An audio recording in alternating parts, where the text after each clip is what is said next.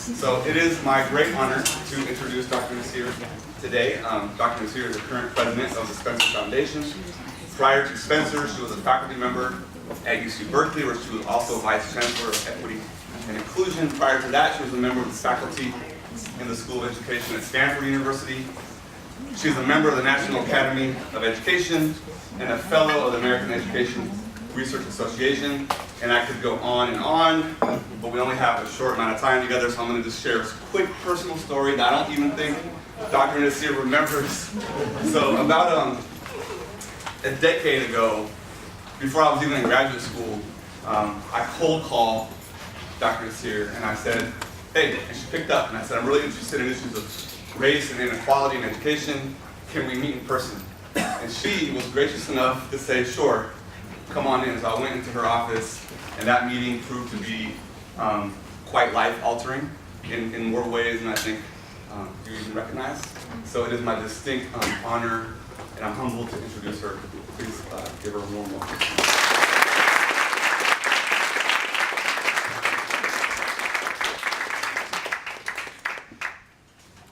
Hi, good morning still, I think. I switch time zones a lot these days.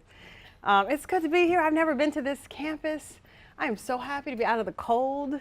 I wore my like summer shoes for the warm weather. And so in thinking about what I wanted to share today, I'm doing a little bit of a, those of you familiar with hip hop, it's a little bit of a remix. So I'm reflecting on, some of the work I've done over the years. I have a little bit at the end about the Spencer Foundation and kind of how I'm thinking about where we might want to be headed as a field, as a precursor to thinking about where Spencer might be headed. But I'm going to focus for the bulk of this talk on my own research on racial inequality in schooling, thinking both about some of the barriers and challenges, but also thinking about some of the approaches in some of the work I've done along with colleagues like Saper and Tia in the room around what people have done in the world to disrupt the kind of systems and consequences of inequality. So I'm going to start with just a little bit around when we talk about educational racial inequality, like what do we mean? What is that? And I always, I like to start with this idea. I changed the picture because I think this is kind of a cute picture, but that schools as institutions are this conundrum, right? Because on the one hand, they reproduce social inequality. Like we know that social class and race have a tremendous amount to do with what kind of access you have to high quality teaching and learning environments. But on the other hand, they are also simultaneously one of the few systems in our country and in the world that disrupts social inequality. So schools can also be this kind of social mobility engine. And so as I talk about schools and inequality, I always think it's important to hold both of those kind of contradictory pieces of information kind of in the back of your head. That on the one hand, there's this role, and really an intentional role schools have served. If you read James Anderson's kind of groundbreaking book, he documents the ways that post-slavery schools in this country were intentionally designed to provide unequal access to high quality learning to preserve privilege, right? And so the reproduction isn't accidental, like it's actually intentional, but then the disruption is intentional as well. So I've been thinking a lot about this intergenerational inequality and like what that really means. Somebody said to me recently that the racial wealth gap in this country right now is greater than it was 5 years post-slavery. Like, is that not let me say that again. The racial wealth gap in this country right now, the gap between whites and blacks with respect to the accumulation of wealth, is greater than it was 5 years post-slavery, when black people couldn't even work for money.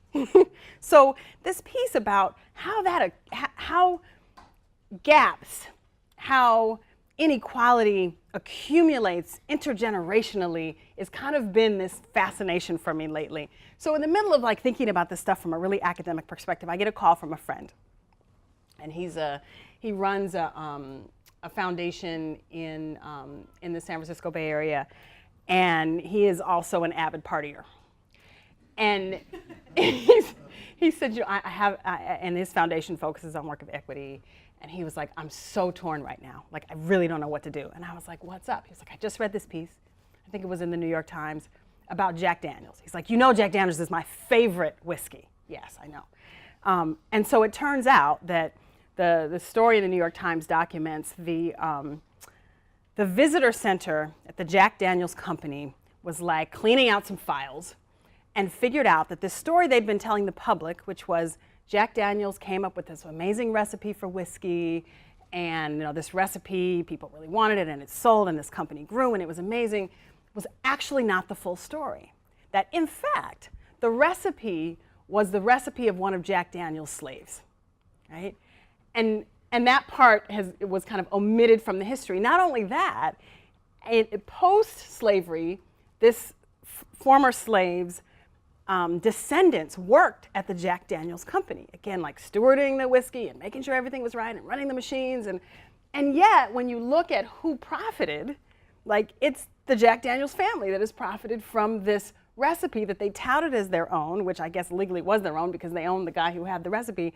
That for me is like in a nutshell, like how to think about the accumulation of privilege and marginalization, right, over time. And so it for me underscores the way in which racial inequality accumulates over intergenerational time. Okay, so enter schooling. And I think it's for me, that's an important backdrop, because in order to understand the mechanisms of inequality, you have to understand both where they come from and what other set of systems this is a part of. Okay, so when I think about inequality in relation to schools, I'm thinking about two things, right? One is the systematic variation in access to high quality teaching by race and social class, right? So access, inequality, and we know this, right? Inequality perpetuates through lack of access. In some ways, the Jack Daniels story is also a story about access to profiting from the fruits of your own intellectual labor, right?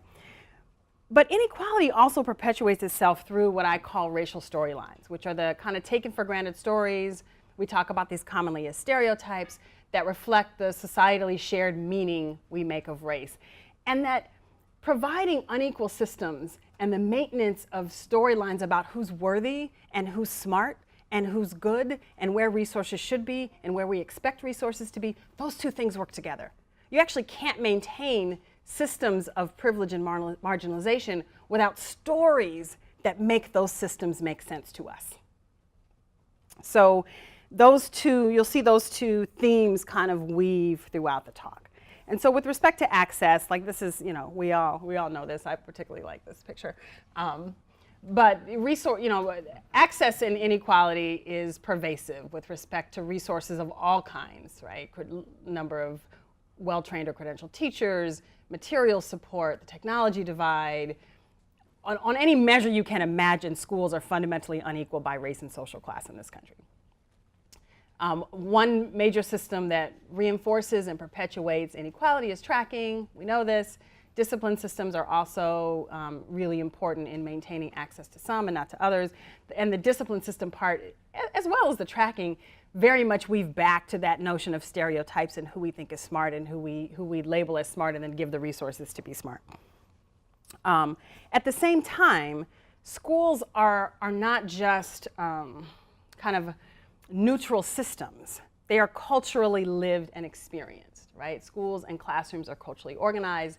They're guided by norms, conventions, artifacts, social interaction.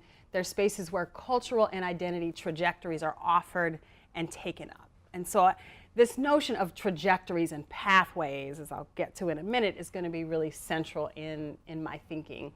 And schools are racially experienced by students. And let me, this is a room full of scholars, so that probably makes sense to all of you. And you came to this talk, so you probably have some background within which that statement makes sense.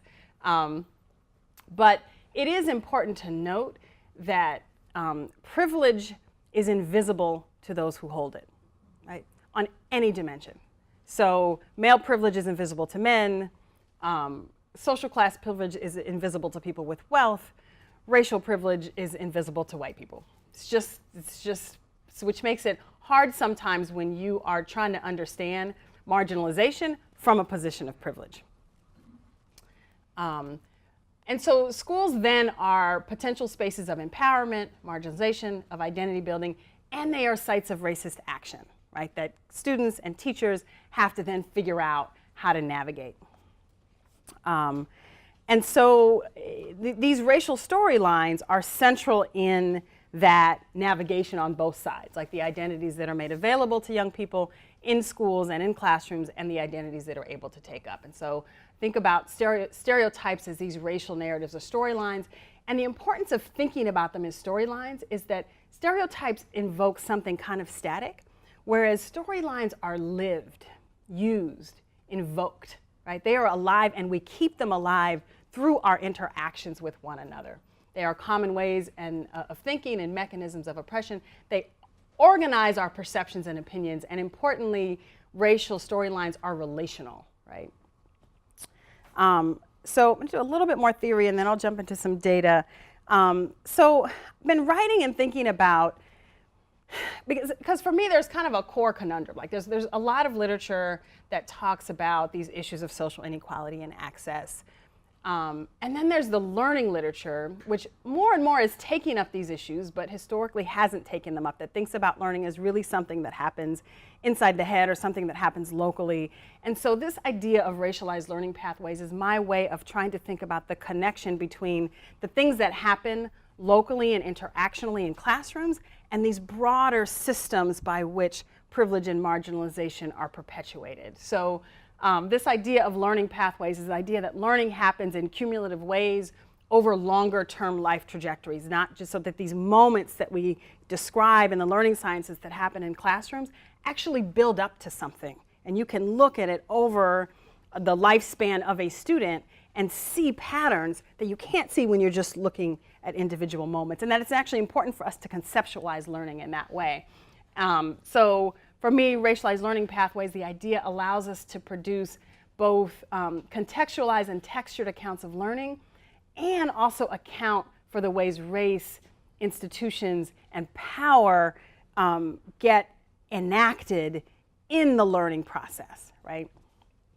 And the one more thing about pathways, because this is what I really loved about this metaphor, that if you notice in these pictures, the pathway that you see is kind of the easiest, well-paved, well-worn path.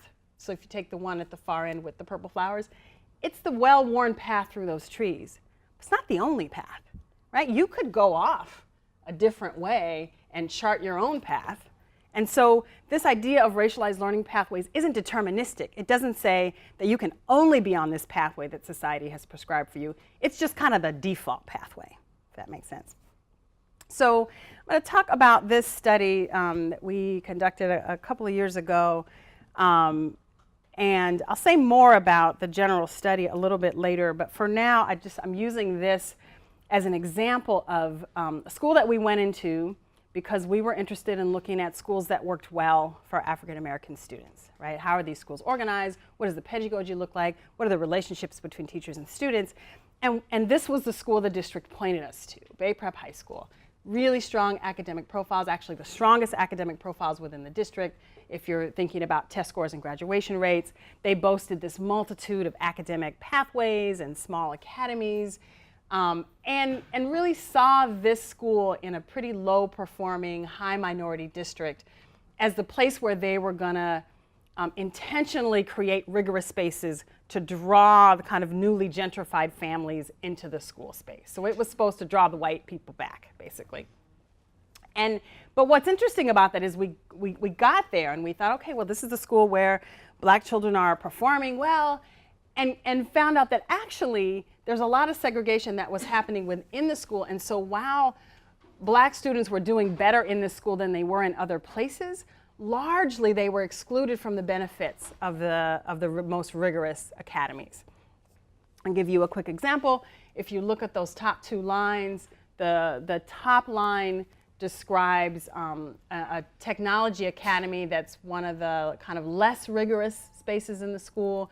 If you look at the demographics of this less rigorous but kind of technology-focused space, you see the percentage of students, 40% African American, 17% Latino, 15% white. But if you compare it to the small academy just underneath, which is a highly rigorous, you can look at the average GPA there and the differences, and you see the demographics is 5% African American, 5% Latino, and 58% white. So you can kind of see, even in this subfield of kind of technology and computer science, this difference in the populations in these spaces. People in the school talked about this as two schools. This is a quote from a teacher who says, but this is important, that's why there's the big division. People say, well, Bay Prep is really two different schools, and I've heard that in lots of places across the country, this notion of two schools within a school. It's a really fascinating mechanism. But you know the reality is it is two different schools. There's kids who are prepared for high school, there's kids who are not prepared for high school. That's the big problem, what you see in the demographics of this program, and I know that might be a question, right? So what they're pointing out is there's this discourse in the place that we are not all one school, even though, again, this is the place the district sent us around a school that was doing really well. Even in the school that's doing really well, it's like the model school in the district, you have this challenge of internal segregation and inequality. But then that kind of poses the question, and this teacher implies a little bit too, there are kids who are prepared for high school, because remember this is a high school, and there are kids who are not prepared for high school. So what this teacher is saying is the reason why there's two different schools, some of the kids are prepared, some of the kids are not prepared. And so we kind of dug into that, our research team did, and talked to people. You know, so this teacher and many of the administrators, most of them actually held what we came to call a deficit narrative, which is the kind of conventional wisdom in the space that the students of color were not in these rigorous academies because they weren't ready academically, and this is a pipeline problem, and we have to figure out how to get into those middle schools and those elementary schools and prepare kids earlier to be ready to be on these pathways. But when we talked to students and families, we got a very different pictures, and in particular black students and families. What the students said is that we got in, but we didn't want to go. We didn't want to go because those are white spaces and they're inhospitable to us, and we're not going to subject ourselves to that. Right? And that was a narrative the administration was largely unaware of. Students were just unwilling to subject themselves to the white spaces they viewed as being harmful to their identities, spaces that they viewed as being culturally inhospitable. And so you have this kind of underground mechanism, this where students are making decisions, and that's a very different kind of problem to fix, right? I mean, I don't know if you've talked about this work, Sapir, with this group, but Sapir and some of my other research group members were really instrumental in actually helping the students and the teachers start a whole kind of group focus within the school on shifting these pathways. But I'm not going to talk much about that today. Just the point that I wanted to make is this is an example of the way racialized learning pathways play out within a school, right? That you provide really different experiences for people largely based on race, and then make sense of it in a way that makes that make sense. The students are unprepared. Right? This is from some older work, but I thought it was interesting to kind of throw in. Students talk a lot when you talk to them about what it feels like to manage being stereotyped, around what it means to walk into a classroom and for teachers to assume you do not belong there. And so this is from a study of upper elementary and middle school students, where I looked at what were the ways students managed this being stereotyped, and came out with kind of 4 ways students dealt with being the brunt of stereotypes. One, there was a group of students, because remember these are kind of youngish students, who simply were unaware of the stereotypes. And I also looked at how these management strategies related to how they were actually doing in school.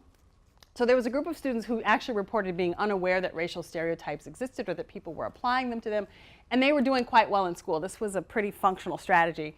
If you don't know you're being stereotyped, you actually dig in, do the work, and you do just fine. The problem is, it doesn't last very long. By 7th grade, there's nobody left in this cell, right? So it works while it lasts. The second strategy kids used was simply taking up the stereotypes. You think I'm a loud black girl, I'm gonna be a loud black girl that's disengaged from school. As you can imagine, that strategy was detrimental for school engagement and achievement. Those students were not doing well at all.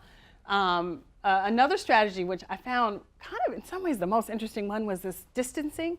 So students would say, maybe I'm a Latina girl, and I would say, you know, yeah, it is true that Latinas are not good at math, but I'm different. I'm unique. I'm a counterexample of this stereotype. I don't belong in my group in that way. And that distancing oneself from the group worked decently well. Peace, hey, my former undergrad. That distancing oneself from the stereotypes by setting yourself apart from your group worked decently well academically, but socially was really detrimental. Those students were anxious.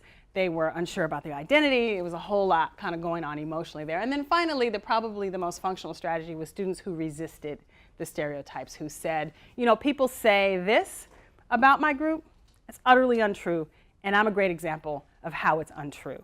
And that allowed students to both kind of recognize and deal with what was happening in the world and the way people were seeing them, but take up a position of strength and proactive identity. It's interesting to watch because, again, middle school, right? Like upper elementary and middle school. So kids in this category worked really hard in the classroom to position themselves as smart, like raising their hand anytime there was so there was like some social work involved in this. And so I say that to say there's a cost, right? This data point is one of my favorite data points of all time. It actually comes from a dissertation study of one of my former students, Nirul Shah, who's at Michigan State now. He was doing this dissertation on the stereotype that Asians are good at math and how that impacted other students in the classroom. So I know this is too many words to put on the slide. Don't, you know, students in the room, don't do this. It's taggy. But I'll read it with you. So he's interviewing people about the stereotype that Asians are good at math and how that impacts other students. The student he's interviewing is a 10th grade African-American boy who's really a very high achieving math student. So Nirul says to him, do you think those stereotypes, the ones about Asians are good at math, are affecting non-Asian kids in their math experiences? Student says, yeah, because this is my personal experience. But if I see, like, I'm pretty sure that if a black kid sees an Asian kid get an A on a test, it's like, I wish I could do that, or I'm never going to do that, because it must have been for him, it's super easy. It's like he's super smart, and I'm nowhere near as smart as him. I'm never going to be able to do that. So it affects him mentally, which in turn affects the outcome of his or her performance. So he's talking about how these stereotypes affect how students see themselves. Like that level of achievement they're having over there, I could never do that. Oh, wait, no. And then, where are my notes on that one? Oh, that's weird. Okay, I have to go back to this one to see my notes on the other one. Sorry. Because, sorry, I can't find my notes. I want the rest of this quote. Oh, there it is. Okay. But then the interviewer goes on, and he says, have you seen that, like that process the kid just talked about, have you seen that affect friends of yours in any way? And the student says, well, yeah, there are kids in the class who see other kids get A's. Well, it's like one of my friends. He saw me get an A, and they had me pinned for the stereotypical African-American male who wasn't going to do good in math. He saw me get an A, and he thought he was going to be able to get an A, but then he wasn't. Then he saw me as like, oh, you're hecka smart. You must have some Asian in you. Right? So even in like the face, like the counter evidence of this stereotype, the stereotype gets invoked. And what this kid is pointing out is that managing that is really a central part of his academic journey. In addition to all of the content and the academic part, that there's this constant management that he's doing. I'll just summarize and get to checking my time. So I've been talking about the ways that structural inequality play out in schools, the ways that stereotypes are a part of that, and this notion of racialized learning pathways. So we've seen this access structures, tracking instructional resources, disciplinary structures, prevalence of stereotypes and a lack of care, lack of support for healthy learning identities that create this negative cycle: poor instruction, low identity, low achievement, repeat. And that is kind of encapsulated in what I mean by racialized learning pathways.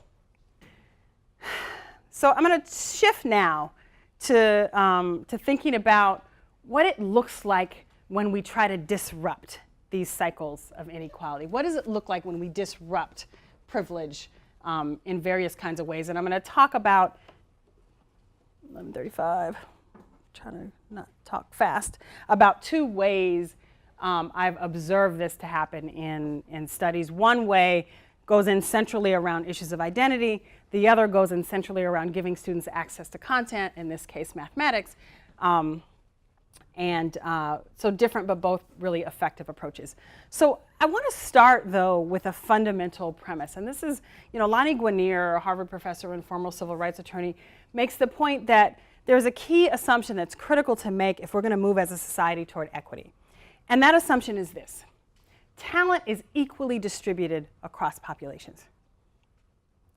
In other words, in each social group, no matter how you think about what those social groups are, right, each group will have talent equally represented, right?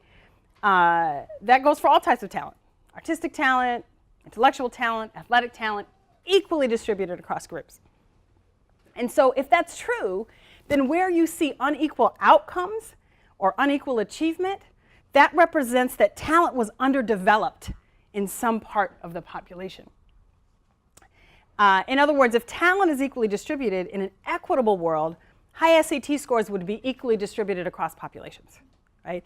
And if they are not, if, for example, we live in a society where higher incomes equal higher SAT scores, then we live in a society that is better at supporting and developing the talent of some than the talent of others, right? Which is deeply problematic for a society that is going to need everybody's talent to kind of survive and thrive, and that we're leaving kind of important talents underdeveloped and on the table. So these 2 examples that I'm going to talk about both, I think, take to heart that premise that talent is equally distributed and try to find ways to develop and emerge talents of various types in student populations. So this comes from data on a school we affectionately call Racialized because of its proximity to train tracks. It's been studied, like way studied, like Joe Bowler studied it, and Judith Warren Little studied it, and my team studied it, and it's been studied. Megan Staples at University of Connecticut. So there's lots of research to support this, what I'm saying. And actually, we did a book with this, with the kind of lead math teachers in this place, if you want to know more about this, because I'm just going to give it a very cursory run through. Racialized is an urban comprehensive high school in Northern California. It has a student population that is largely minority: 54% Latino, 21% Black, 17% Asian. 30% of the school qualified for free reduced lunch, 25% English language learners. And about 20 years ago, the math department decided that it was that key to creating a mathematics curriculum that was rigorous and that supported the kind of equity outcomes they wanted to see was detracking, right? So they undertook this ambitious multi-year effort to detrack all of the math classrooms and create a really rigorous, deeply conceptual approach to mathematics. They wrote their own curriculum. They later wrote a textbook, like, really transformative stuff.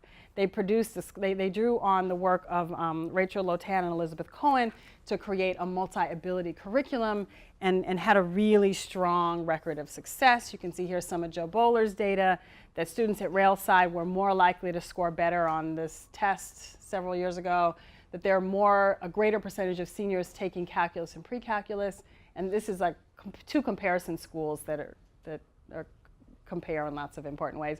Students are much more likely to say they like math. Students are much more likely to say they are interested in math-related careers. And probably even more important, I don't know why I do this slide this way, is the elimination of gender and race-based gaps by senior year. Gaps that are there in freshman year are not there in senior year. So how did they do this? They focused on shifting access to content. So again, heterogeneous classrooms where you have everyone of every ability level, and they their elements of the program were a deep commitment to equity. So this group of teachers was very much on the same page that that was a goal for them. They created a block schedule system that gave math classes a much longer block of time so that they could do deeper, more complex thinking with the students, crafting the curriculum around complex instruction and group work, and then creating and sustaining a teacher professional community where they could bring problems to each other like, I have this student that's not taking up this lesson, this thing happened and that thing happened, what do I do? Where they can kind of talk that through. There's again lots written about each of these things. And then their teaching practice had several kind of noteworthy aspects, really focusing on what they called group-worthy tasks. So having mathematical tasks that were deep and rich and conceptual that equalized what students could bring to the task. In other words, if you were historically really good in math, these tasks were still hard. If you were historically not good in math, these tasks were still accessible, right? So in some ways, the choice of tasks themselves provided something that everybody could kind of dig into. Everybody had something to bring to the table in solving them. They solved them in groups. Using multiple representations, focusing on big ideas, not the mechanics of the procedures, pushing students to do justification and justification for their solutions publicly and at the board, and having these student presentations. And probably more importantly, there was a set of assumptions that underlied their work with students, which was that all teachers and students are learners all the time. So they saw themselves as learners in this effort to figure out how to teach all students this complex mathematics. They talked about a philosophy of working from strength and making space for vulnerability, so catching students doing good things, catching students being smart and pointing it out, which is a little bit of identity work there.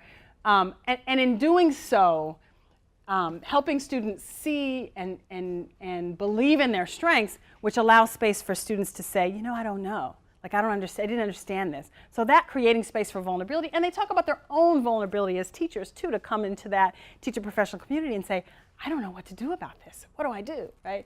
And those two things are linked. They talked about redefining smart. What does it mean to be smart in math? Gets redefined, redefining what it means to do math in school, and the importance of relationships. There's one teacher that this is many years ago, was presenting with this group of teachers, and they did this kind of demonstration lesson.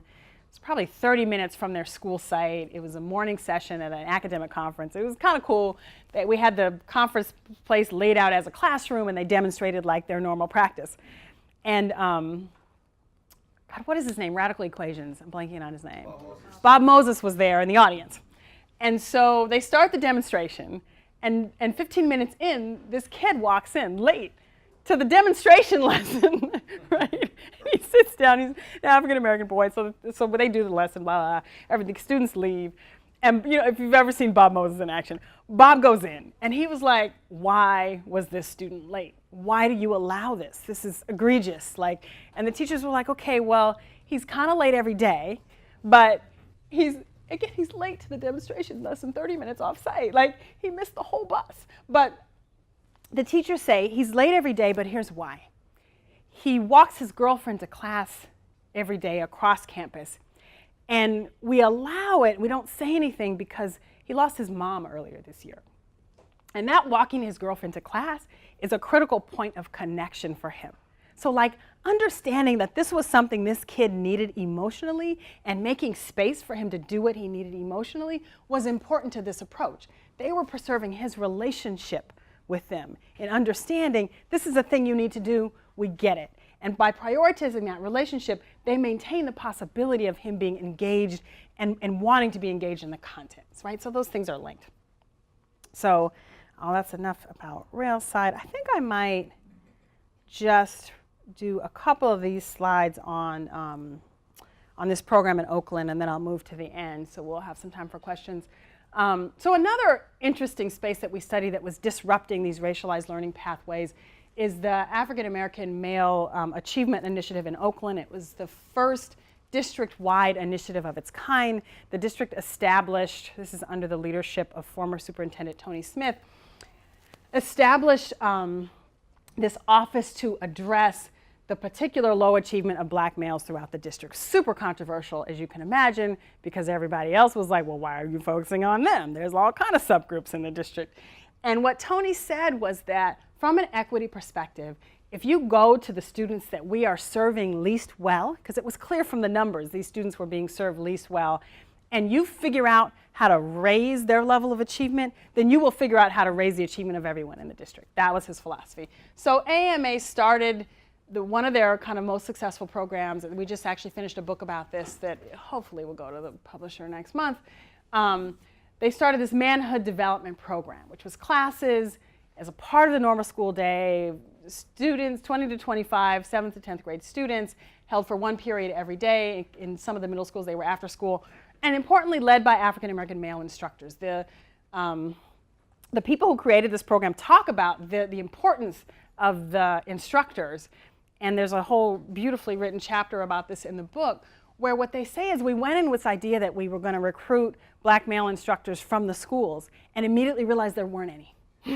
That we could not recruit from the schools because there weren't any black male teachers in the schools. So they decided to recruit from kind of the community, and they got folks who had done like community-based work, who were working in nonprofits or other kinds of things, and they figured out a way institutionally to get around the union rules and get them certified. Blah, blah, blah. It was a big, I think at one point the teachers union was really upset about this and maybe filed some type of grievance. But in the end, this notion of having people who weren't invested in the ideas that schools were invested in was super critical to how the approach played out. And what they say is they recruit the teachers for love. They recruit the teachers who hold a sensibility that this population of students is really important to love, kind of first and foremost. So this ethic of care is really important. Just say a couple of things. These spaces allow students to see race differently, to develop a critical perspective, to become literate around how race operates in our society in new ways. They do things like analyze TV commercials or read historical works on race. And there's a whole curriculum that's really elaborate. But teaching them to resist those stereotypical portrayals. Like one thing that was interesting in that data I talked about before, where students are managing stereotypes in different ways, is that when we were having these interview conversations with students, they said to us, this is the first time we've talked about this in school, right? So this space is saying school is the place to talk about how you manage stereotypes, because managing stereotypes is central to how you're able to navigate and succeed in the school space. So there's lots of work around that. A lot of work around reframing kind of their knowledge and engagement with historical actors, and a lot of really explicit work around identity. Students being really supported in expanding that stereotypical notion of what it means to be black and male. Again, tons written about this if you're interested. And I think I'm going to skip all of this and go to kind of underlying principles of what it means to disrupt these problematic racialized learning pathways, treating all students as learners, and not in that like fluffy way, like we say all students are learners, but really deeply thinking about what it means to assume every student in your classroom is fundamentally a learner. Making learner identities available, providing rigorous instruction, and doing the work to support positive racial identities in relation to school and disrupt troubling narratives that students might engage, building community, spaces of belonging, and being guided by an ethic of care. Angela's written a tremendous amount about that. So that's my stuff, right? That's my spiel, that's my academic work. And now here I am in this new job where I'm supposed to be thinking about the field and what we're going to fund. It's so much fun. Can I tell you, like, there's so much money. You just get to figure out how to spend it. And it's other people's money. It's like this big pot of money just sitting in the bank, and you just spend the runoff. Like, it's really wild, wild new world. Oh, that's on camera, huh? Yes. But I think it is an important time for us as a field, both with respect to what's happening nationally, politically, the kind of divisions that we're seeing in our country, what's happening with respect to national education policy, and what the consequences of the vast and increasing educational inequality by race and social class that we're seeing in this country, that we're seeing it, the effects of it in schools, right? So been thinking a lot around where we're headed as a field. I think we have a session later this afternoon that's a part of our set of field engagements where we're going to the field and saying, what's the most exciting research? What are the pressing problems of education policy and practice that we really need to attend to as a field? I'm feeling this urgency around our work as educational researchers being relevant, being instrumental even in where our country goes with respect to educational policy and practice. Okay, I'm getting the signal. And so we're doing these field engagements. I think we're hitting 30 ed schools across the country. It's been so much fun to talk to people in here, and there's some themes that are starting to emerge. We're also gonna release a survey as soon as we get the text right on the intro email to the survey, which should be today or tomorrow. A survey will go out with those same questions, so we're asking everyone in the field, not just the institutions we're happy to be able to hit.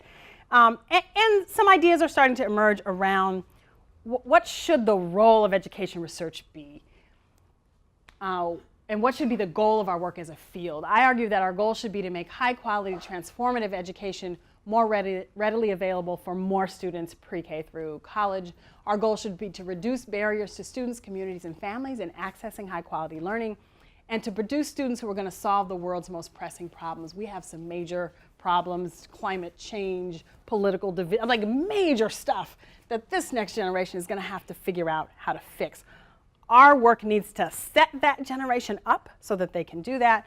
And so this I'm still tinkering with, but maybe it'll be food for thought in the next session for those of you that are coming.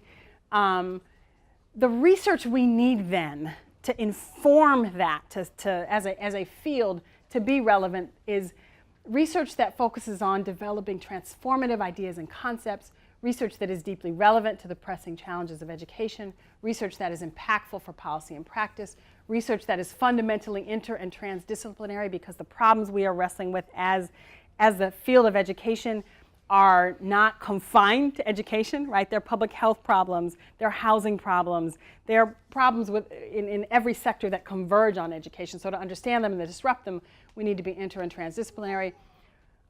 We need to build on our collective knowledge and sharing that collective knowledge on important topics. We actually know a lot about a lot of things. There's a lot of scholarship out there, but we don't synthesize well or package well to say, here's what we know as a field. So I think it'll be important for a foundation like Spencer to support that. And then thinking about the very foundation of what it means to do research and how we position communities, particularly marginalized communities, in relation to that research. So I've been talking a lot about community engaged models and what it means to shift the paradigm some. Because if we're talking about equity and then we do our work in ways that marginalize, that's kind of a problem. So I just wanted to end on this note that we also, though, have to believe and be committed to the idea that our research will have broad and deep impact on the world around us, and then act so that it will, right? In some ways, there's a baton that our field has to take up to say, it's not enough to just do interesting stuff.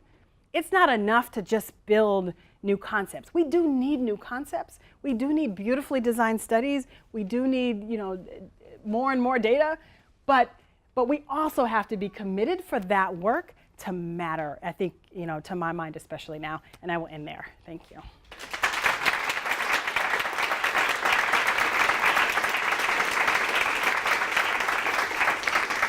We have a few minutes, so I'm going to open it up to questions.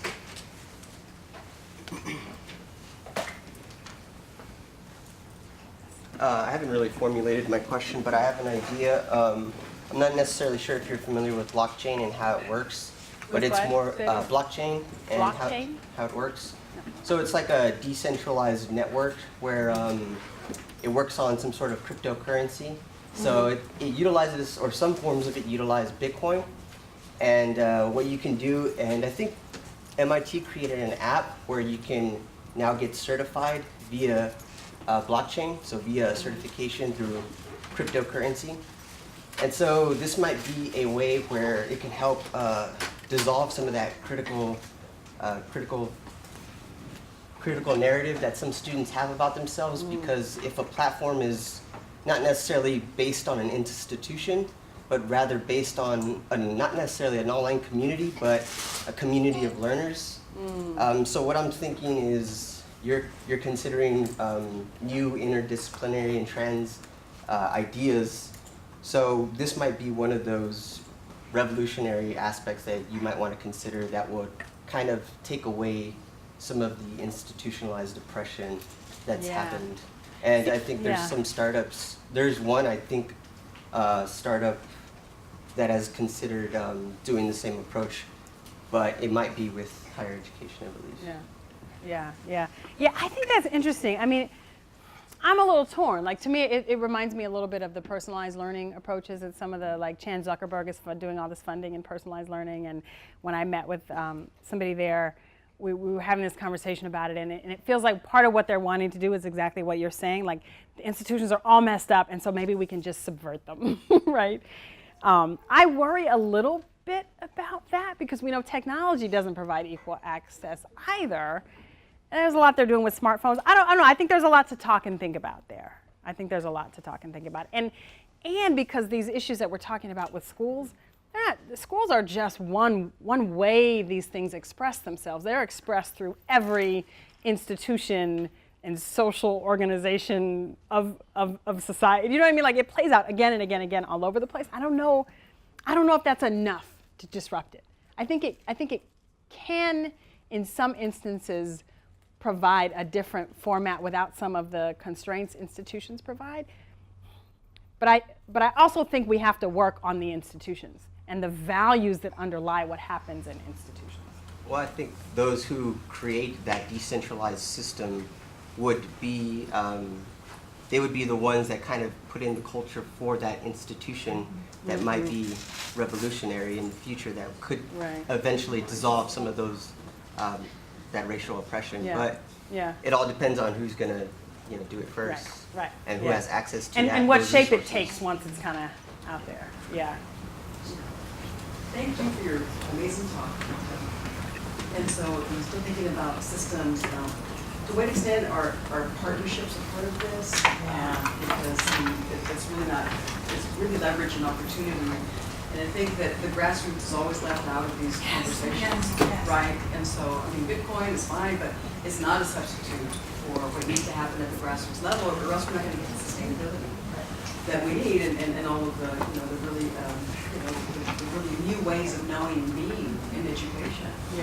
And the policy agendas that need to accompany that, including getting rid of high stakes testing, including bringing in ethics studies. So then my second point is, what are your thoughts and feelings about ethics studies as part of kind of like this new refashioning of education? Not that necessarily it's happening a whole lot at the higher ed level, but I think it's creeping up because of the demand from below. So any thoughts that you might.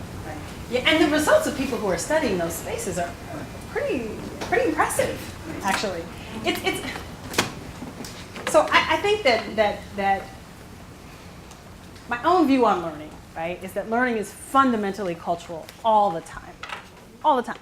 We all learn as cultural beings, meaning we are grafting what we know, what we're learning in new spaces, onto what we already know that comes from all the various cultural spaces that we are a part of, like our families, church communities, community spaces. All of that is really important in what we know and how we synthesize and bring in new information. And I think it has been, the notion of the community has been left out. Like, we fund those research practice partnerships. We've paused that for next year for many reasons, but one of which is what we've been funding is researchers in partnership with school districts.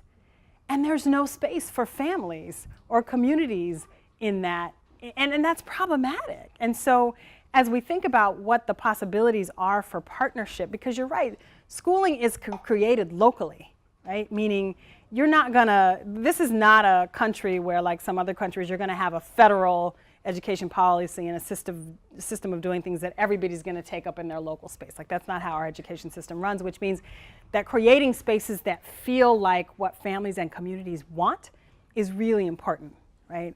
And I always say, like, we actually know a lot around what good schools look like, especially in a room like this, not just from our scholarship, but we know what kind of schools we're looking for our kids, right? There's not a lot of lack of consensus around that. You want places where people are, where your children are cared about for who they are, where they're allowed to express who they are in the classroom and have their opinions, And you want schooling that doesn't disrupt your kid's sense of self. Like if you have girls, you're not sending to a school that's super male dominated where people believe girls can't learn and think, right? Similarly, if you're African American or Latino, you want a school that's not going to damage your kids, right? Like so we all know what we're looking for, but somehow when we think about what it means to create education for other people's children, to use Lisa Del Pitt's term, all of a sudden we don't know what it's supposed to look like. And all of a sudden you have to raise your hand to go to the bathroom. Like, really? You got to micro-control other people's kids because they're so dangerous. So I guess all of that to say it's missing. And I do think if our work is going to be impactful as scholars, we have to find ways to incorporate community more centrally and with more respect. So y'all gonna talk your way into an invitation on a working group or something. Okay. Well, I think we are at the end of our time. Thank you very much. I appreciate it.